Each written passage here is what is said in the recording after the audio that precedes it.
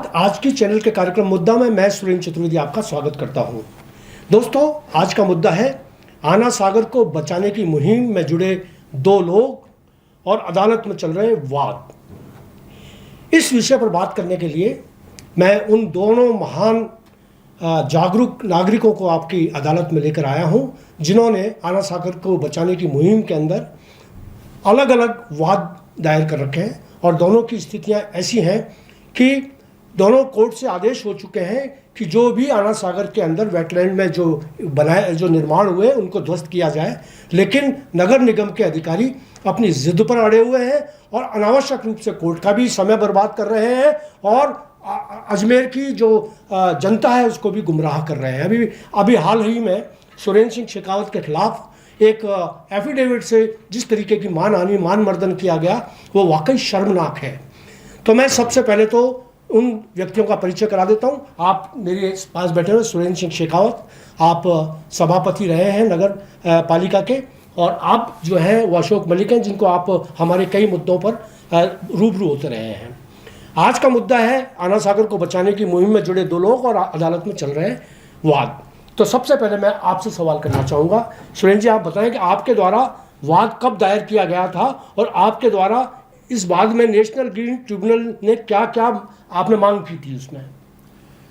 ये वाद 2020 के अंदर हमने किया था जी, और उसके बाद 2021 के अंदर इसका निर्णय आ चुका था। उसका निर्णय ये हुआ था कि जितने भी जिस प्रकार के भी अवैध जो निर्माण हुए हैं, विशेषकर 7 वंडर, इन सब को ध्वस्त किया जाए। लेकिन इन्होंने उस निर्णय को नहीं माना और आज तक उस निर्णय को नहीं मानने, उस चक्कर में मैंने वापस से वाद दायर किया। वापस से मैंने कोर्ट में अपील करी कि इन लोगों ने आपकी बात की अवहेलना करी है, कंटेम्प्ट ऑफ कोर्ट रहा, कंटेम्प्ट ऑफ कोर्ट रहा, और उन्होंने मतलब कि नहीं माना। तो उसके बाद अभी कुछ टाइम पहले जो हलफनामा दिया गया वो भी गैर जिम्मेदारान था। उसमें जिस तरह से जो लिखा गया वो आप सबको पता है क्या क्या उसमें लिखा। तो मैं समझता हूं कि नगर निगम और स्मार्ट सिटी के सीईओ दोनों ही इस मामले में दोषी हैं और उन दोनों को सजा मिलनी चाहिए। आप क्या करने जा रहे हैं उनके खिलाफ? मैंने 15 दिन का समय दिया है। 15 दिन के बाद अगर 15 दिन में वो माफ़ी नहीं मांगेगा, हलफनामा वापस से नहीं बदलेंगे, तो निश्चित तौर पर मैं मानहानि का दावा पेश करूंगा और मानहानि का दावा पेश करने के बाद इनको कोर्ट में लेकर जाऊंगा और निचले स्तर पर मेरे जो फॉलोवर्स हैं, मेरे जो फैन क्लब जो है वो और सामाजिक संगठन है वो इनसे मुकाबला करेंगे। जो रण में है, नीचे जो ज़मीन पर लड़ने का काम करेंगे, वो सारे लोग भी मेरे पास तैयार है, वो लड़ने के लिए भी तैयार है और उनका लड़ने का सिलसिला आज या कल में शुरू हो जाएगा। और जब तक ये लड़ाई ख़त्म नहीं होगी, जब तक ये माफ़ी नहीं मांगेंगे और हलफनामे को बदलेंगे नहीं, जब तक ये रण चलता रहेगा। मलिक जी, अब आपसे मैं सवाल करना चाहूँगा कि सुप्रीम कोर्ट में कौन सा, अभी इन्होंने एक एफिडेविट में ये भी लिखा है कि वो वाद जो है हमारा चल रहा है, जबकि वाद निरस्त हो चुका है।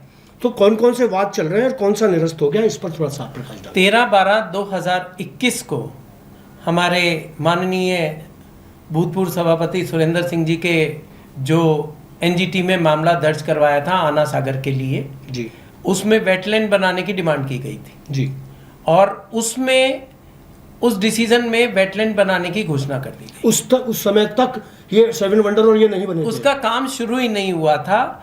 उसके बारे में जब मैंने तत्कालीन आयुक्त जो थे अक्षय गोदारा जी, मैंने उनको भी बताया और मैंने कि अभी आप इसको कैसे दे रहे हैं, तो माननीय किशोर कुमार जी ने उसमें एक आदेश निकाला जिसमें जो वेटलैंड के लिए सुरक्षित जो भूखंड जो सुरक्षित खसरे थे उसमें से 7 वंडर बनाने की उसमें अनुमति दे दी गई, जो बहुत गलत थी। हाँ, अब कोर्ट में क्या चल रहा है स्थिति? जो सुरेंद्र सिंह जी वाला केस था वो 13/12/2021 को उसमें डिसीजन आ चुका था। और डिसीजन क्या था? वो डिसीजन ये था कि इनको वेटलैंड बनानी है, वेटलैंड बनानी है और उसमें जो भी वेटलैंड में निर्माण है, जो भी निर्माण है, चाहे वो पाथवे हो, चाहे वो अन्य कोई निर्माण हो। 7 वंडर का निर्माण शुरुआत हुई थी, पर 7 वंडर के शुरुआत होते ही हमने इनको आग्रह कर दिया था कि साहब ये डिसीजन आ चुका है। तो उन्होंने कहा नहीं, आप जो ये डिसीजन कह रहे हैं वो डिसीजन ये नहीं है, उसमें तो कोई क्लियर रिस्ट्रिक्शंस नहीं है। तो हम ठीक है, तो सब 7 वंडर का निर्माण शुरू कर दिया। आज की स्थिति ये है, 13/12/2021 का जो मामला था वो जाके इन्होंने जो उसमें नवंबर के अंदर जाके इनने सुप्रीम कोर्ट के अंदर इस डिसीजन को पलटने के लिए इनने सुरेंद्र जी वाला जो डिसीजन था उसको रोक लगाने के लिए, स्टे लेने के लिए एप्लीकेशन दायर करी जी। लेकिन कोर्ट ने कहा कि आप तो हमारे को ये बताएं कि ये डिसीजन हुए 2 साल हो गए, इसमें आपने क्या आज तक इम्प्लीमेंट करा।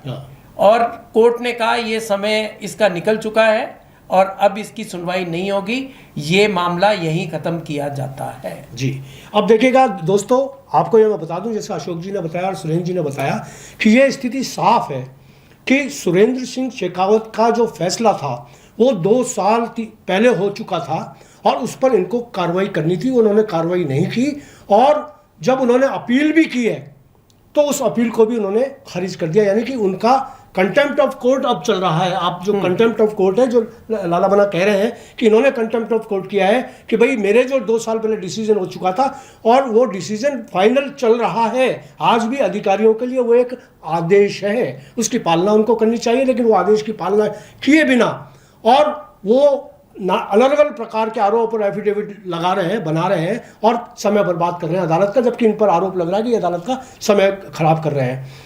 आप क्या कहना चाहेंगे इस पूरे प्रसंग के अंदर कि भाई ये जो खारिज हुई है, आप ये कह रहे हैं कि भाई आपके जो इनकी जो निषेधाज्ञा है वो चल रही है, कोर्ट में है, अभी लंबित है।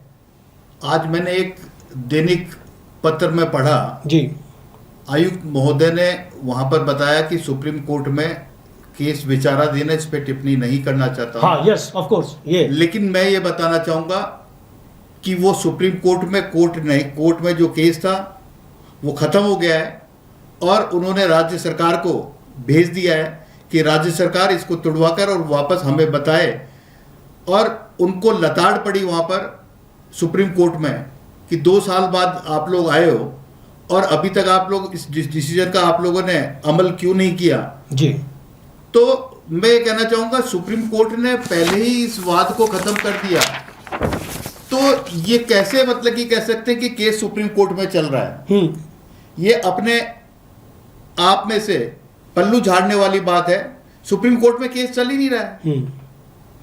तो चलिए आप ये बता दीजिएगा आपके स्टेटस क्या है दोनों उसके अंदर कोर्ट में आज की तारीख के अंदर क्या स्टेटस है। देखिए, जो सुरेंद्र सिंह जी वाला केस था वो केस तो आना सागर को लेके था। आना सागर में जो भी निर्माण किए जा रहे थे, पाथवे किया जा रहा था, जो आना सागर को मिट्टी भर के छोटा किया जा रहा था, उसके ऊपर सुरेंद्र सिंह जी का वाद प्रस्तुत था जी। लेकिन जो मैंने बात प्रस्तुत किया था वो मैंने लूनी नदी पे किया, क्योंकि मैंने सुरेंद्र सिंह जी का डिसीजन पढ़ लिया था, ये निश्चित था कि उसमें वेटलैंड बनेगी। तो मैंने लूनी नदी के ऊपर शुरुआत लाया कि तो उसमें जैसे ही लूनी नदी शुरू हुई कि नाग पहाड़ से निकल के उसका पहला उसका जो डैम है वो आना सागर है। जैसे ही आना सागर का नाम आया तो जो सरकारी वकील थे जी वो उछल गए कि सुरेंद्र सिंह शेखावत में फैसला हो चुका। तो मैंने कहा साहब, मैं सुरेंद्र सिंह जी के, मेरे को जो सुधीर अग्रवाल जी थे उन्होंने कहा सुरेंद्र सिंह में फैसला हो गया है इसमें। तो मैंने कहा साहब लूनी पे थोड़ी हुआ है, आना सागर पे हुआ है। कह लगे आप आना सागर पे बताएं क्या है। मैंने कहा मैं सुरेंद्र सिंह जी के फैसले से बिल्कुल सहमत हूँ, कोर्ट के फैसले को मैं मानता हूँ और मैं सुरेंद्र सिंह जी के जो फैसला हुआ है, तो उनने कहा वो क्या है। तो वो हमने उसमें दे रखा था। जब उनने पढ़ा हाँ ना, उनने कहा हाँ ये तो वेटलैंड बन गई, तो ये तो इसमें अब कोई निर्माण और वो कुछ भी नहीं हो सकता, राज्य सरकार को इसमें वेटलैंड बनानी है। जो मेरा मुद्दा था वो था ग्रीन जो बेल्ट थी उसको लेके। ग्रीन बेल्ट में मेरा जो मेन मुद्दा था वो था कि इनने जो जितने भी पार्क हैं उनको ये लोग खत्म करते जा रहे हैं जी। उनको सेमी कन्वेंशनल और वो बता के उसमें कुछ ना कुछ निर्माण करने पे तुले हुए हैं। तो इन्होंने क्या किया, जो लवकुश उद्यान था माननीय लखावत जी द्वारा बनाया गया, उस लवकुश उद्यान के अंदर इनने जो हृदय का पैसा था उससे एक फूड कोर्ट का निर्माण कर दिया करोड़ों रुपए खर्च करके जी। तो मेरा मुद्दा ये था कि साहब ये फूड कोर्ट जो है उसमें जब फूड कोर्ट में कनेक्शन देने की बात आई तो उसमें अजमेर विद्युत वितरण निगम ने साफ लिखा है कि ये आप इसमें कमर्शियल नक्शा प्रस्तुत करें, जिसको इन्होंने ठेका दिया, और साथ में ये भी लिखा है कि ये डूब क्षेत्र में है, इसलिए इसमें हम बिजली कनेक्शन नहीं देंगे जी।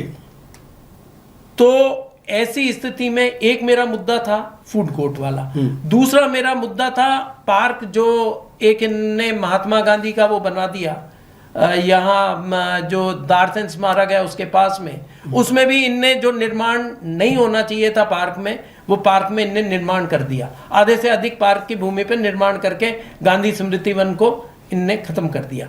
तीसरा था अपना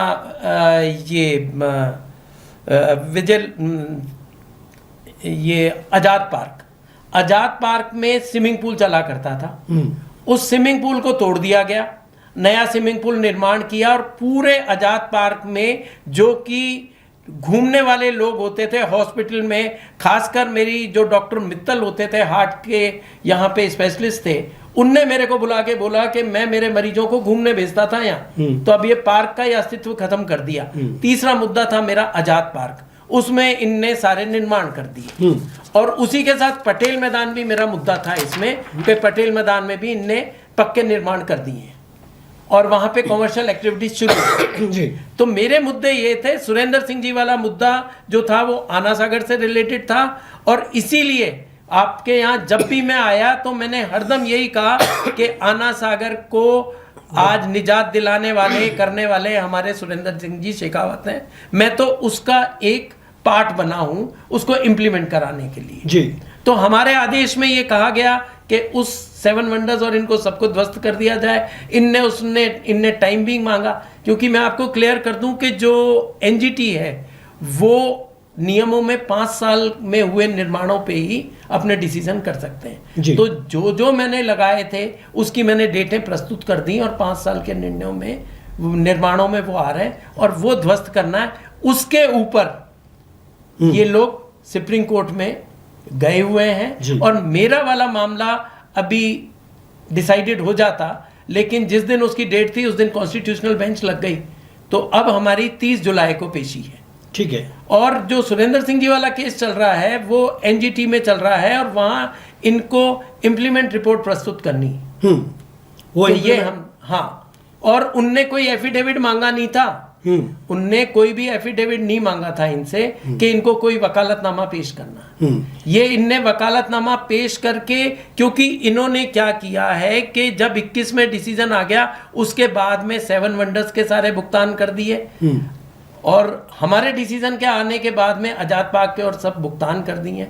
तो ये जो अधिकारी हैं जो कि लोक सेवक हैं, पब्लिक सर्वेंट में कैटेगरी है, वो लोक सम्राट बन के बैठ गए, और उनकी गलतियों को छुपाने के लिए हमारे माननीय सभापति के लिए जो यानी उनने पेश किया वो बिल्कुल निंदनीय है। उनको माफी क्या, मैं तो राज्य सरकार से मांग करूंगा कि उनको सस्पेंड कर देना चाहिए या एपीओ कर देना चाहिए। आपके मामले में सुरेंद्र जी, आप किन किन अधिकारियों को दोषी मानते हैं अब तक पूरे केस के अंदर? जब आपने ये केस किया था, शुरू किया था, और उसके बाद में जितना भी हुआ, और एक स्थिति तो ऐसी आई थी जब एनजीटी के लोग अधिकारी आए थे देखने के लिए आना सागर को, आपको लेकर गए थे, साथ में आपको लेकर गए थे, और उसके बाद में उन्होंने फैसला जो भी कुछ दिया, जो भी कुछ रिपोर्ट दी, वो आपके सामने है। नहीं, मुझे लेकर नहीं गए थे वो लोग। अच्छा, हाँ, तो मुझे साथ लेकर नहीं गए थे। हाँ, आपसे मुलाकात किसी होटल में की थी उन्होंने? मेरे से मुलाकात भी होटल में नहीं करी थी।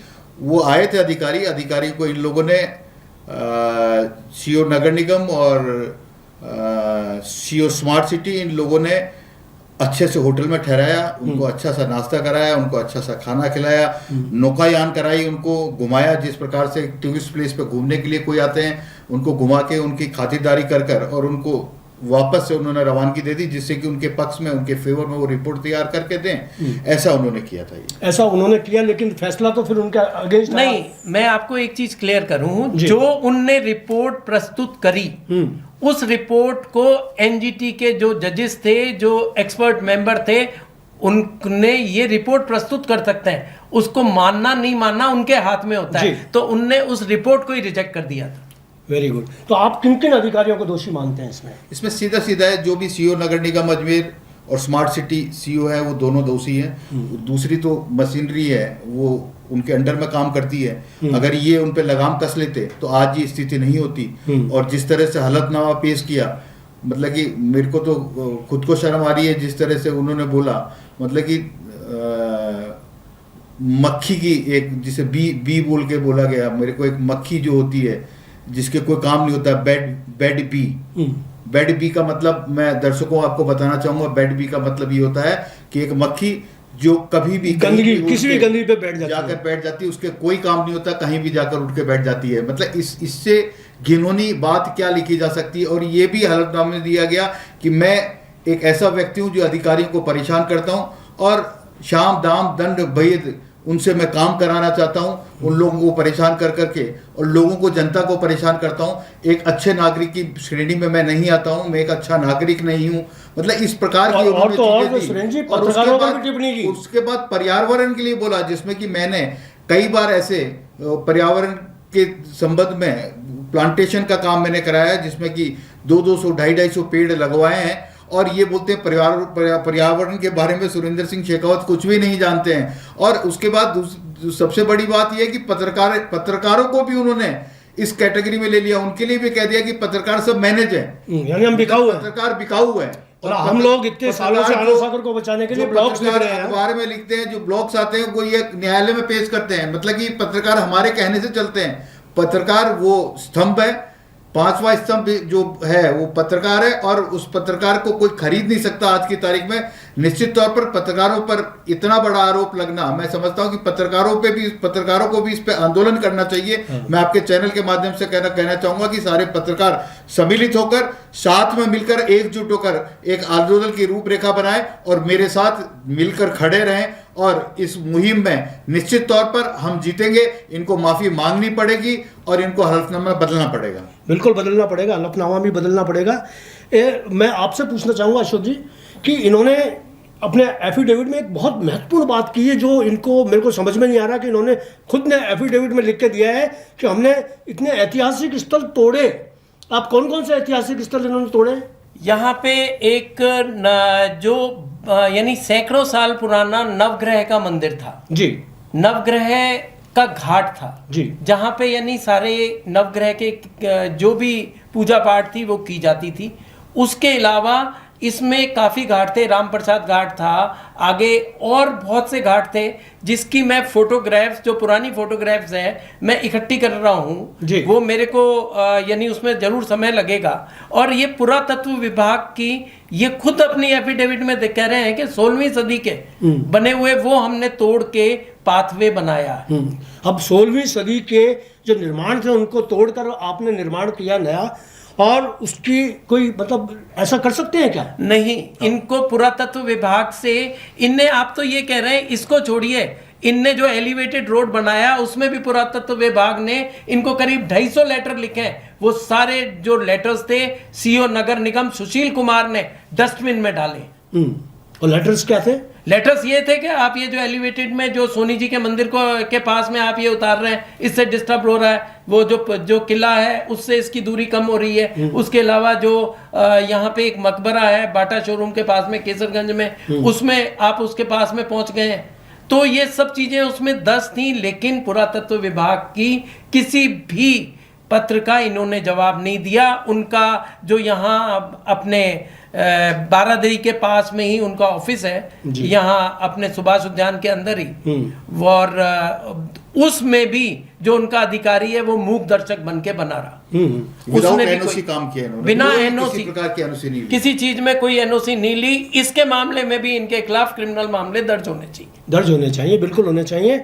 तो दोस्तों, आपने देखा कि किस तरीके से नगर निगम के अधिकारी, और माफ़ कीजिएगा मेरे को ये भी कहना पड़ेगा कि जब जनप्रतिनिधि नहीं बोल रहे हैं तो उनकी भी भूमिका होनी चाहिए। मेयर ब्रजलता हाड़ा को भी इस दिशा के अंदर कदम उठाने चाहिए। आप क्या कहना चाहेंगे? नहीं, निश्चित तौर पर मैंने पार्टी, मेरे संगठन से भी बात करी है, संगठन भी इसमें कार्रवाई करेगा। और रही मेयर ब्रजलता हाड़ा, वो भी, उन्होंने भी कहा गलत हुआ है, और वो भी मानती है कि ऐसा नहीं होना चाहिए, उनकी जानकारी में नहीं था। और वो सारे जने इस पे कुछ ना कुछ कदम जरूर उठाएंगे, मुझे विश्वास है, मेरी पार्टी पे विश्वास है, नगर निगम के सारे जितने भी चुने हुए पार्षद हैं उन पे विश्वास है, वो अवश्य रूप से मेरा साथ देंगे और आने वाले समय में आप देख लेना वो क्या करते हैं क्या नहीं करते हैं। तो दोस्तों, ये थे सुरेंद्र सिंह शेखावत और अशोक मलिक, जिन्होंने एक समसामयिक मुद्दे पर आपके सामने अपने विचार रखे और ये बताया कि किस तरीके से दोषी अधिकारी समय समय पर आपत्तिजनक जवाब देकर अदालत का समय बर्बाद कर रहे हैं, अदालत के फैसले को बदलने की कोशिश कर रहे हैं, जबकि सच्चाई यह है कि फैसला हो चुका है कि इन्होंने जो अवैध निर्माण किए उन्हें तोड़ा जाना चाहिए। कोर्ट ने भी आदेश दे दिए हैं। अब ये कौन कौन सी कोर्ट में जाएंगे, कितने दिन तक जाएंगे, कितना झूठ बोलेंगे, कितनी कागजी कार्रवाई से अपने आप को संभालने की कोशिश करेंगे, यह शहर सोचे। सुरेंद्र सिंह शेखावत के लिए जो कुछ भी उन्होंने लिखित में एफिडेविट लेकर जो कहा है, जैसा कि उन्होंने बताया गंदगी की मक्खी बता दिया, तो ऐसे लोकप्रिय नेता, ऐसे छात्र राजनीति से जो जुड़े हुए नेता थे जिन्होंने आज तक 30 साल तक अजमेर शहर की सेवा की और उनकी लोकप्रियता का ग्राफ आज भी पूरी तरीके से कायम है। अगर आज भी वो कहीं कुछ भी किसी भी पोस्ट पर काम करते हैं तो उनका स्वागत होगा। ऐसे व्यक्ति की इज्जत पर जो हाथ डाला गया, मैं खुद भी उसकी निंदा करता हूं। और मैं पत्रकारों से, जो पत्रकारों के लिए कहा गया कि हम बिकाऊ हैं, तो हम बिकाऊ नहीं हैं। हम ही तो लोग हैं जो संभाले हुए हैं इस अजमेर की इसको ताती को। हम ही पत्रकार हैं जिन्होंने अजमेर की आवाज़ को उठा रखा है, वरना तो आप जानते हैं कि अजमेर की आवाज़ किस तरीके से घोट दी गई है। मैं आपसे आग्रह करूंगा कि आप इस मामले में आना सागर को बचाने की मुहिम में सिर्फ 2 लोग न रहें, बल्कि पूरा अजमेर जुट जाए और जिस भी तरीके से, जिस भी मोर्चे पर, जिस भी स्तर पर आप इस अजमेर के आना सागर को बचाने के लिए तैयार होते हैं, मेरा आग्रह आपसे है कि आप जुड़ें। और मेरा जनप्रतिनिधि, खास तौर से विधानसभा अध्यक्ष हमारे जो वासुदेव देवनानी जी हैं और अनीता बघेल हैं, इनसे भी मेरा आग्रह है, करबद्ध आग्रह है कि आप अभी प्रभाव में हैं, आपकी सत्ता है, आप प्रभावशाली नेताओं में शुमार हैं, तो आप अपनी नैतिक जिम्मेदारी निभाएं और जो सर्वोच्च न्यायालय और एनजीटी का जो आदेश है उसकी पालना के लिए अधिकारियों को विवश करें। धन्यवाद। आज इतना ही, अगली बार किसी नए मुद्दे से मिलते हैं। धन्यवाद।